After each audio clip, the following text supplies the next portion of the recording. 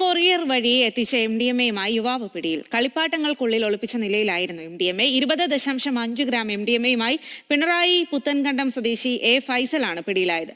വിവരങ്ങളുമായി നിഖിൽ അളവൂരാണ് ചേരുന്നത്. നിഖിൽ, എങ്ങനെയാണ് ഇയാളെ പിടികൂടിയത്?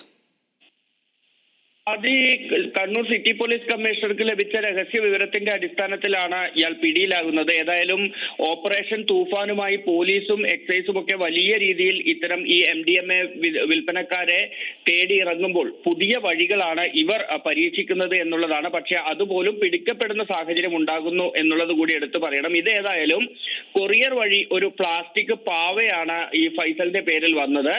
ഇത് വാങ്ങി തിരിച്ചു പോകാനുള്ള ശ്രമത്തിനിടയിലാണ് ഇയാൾ പോലീസിന്റെ പിടിയിലാകുന്നത്.